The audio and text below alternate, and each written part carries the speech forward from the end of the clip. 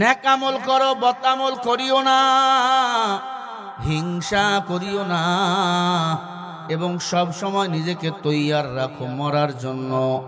কারণ এই ওয়াজগুলা কোনো বক্তার না, ওয়াজগুলো বলেন কার? আরো জোরে। ওয়াজ মানে উপদেশ।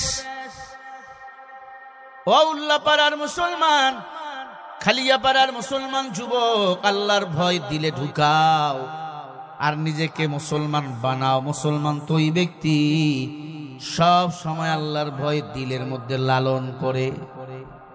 পয়গম্বর আইয়ুব আলাইহিস সালাতু ওয়াস সালাম সকাল সন্ধ্যা ঘরে জিকির করত, আল্লাহ পাকের গোলামি।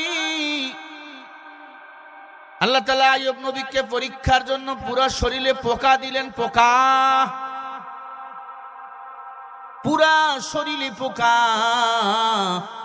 আইয়ুব নবী পোকা নিয়ে আল্লাহর ইবাদত করে, বেশি বেশি আবার জিকির করে। জিকিরে হাকা মুদগিদাইদু হেরা মারহামে মাইদলে মজিদু হেরা। আল্লাহ পাক তাকে দেখে আইয়ুব নবীর পুরা শরীরে পোকা, এরপরও জিকির করে কার? ইবাদত করে কার? শয়তান গিয়া বলে, আল্লাহ আইয়ুব তোমার জিকির করে কারণ এত সম্পদ আরে দিছো, সম্পদ কারিয়া না, আইয়ুব নবী তোমার আর ডাকবে না, তোমার ইবাদত আর করবে না। আল্লাহ পাক সব সম্পদের মধ্যে আগুন লাগাইয়া দিল, সব সম্পদ পুড়িয়ে গেল, আইয়ুব নবীর ইবাদত আরো বেড়ে গেল। আল্লাহ বলে, রে আইয়ুব সম্পদ নাই, এরপরে ইবাদত কেন করো? বলে, আল্লাহ সম্পদ হলো পরীক্ষার বস্তু। ঠিক কিনা? আল্লাহ বলেন, ইয়া আইয়ুহাল্লাযীনা আমানু কু আনফুসাকুম ওয়া আহলিকুম নারা।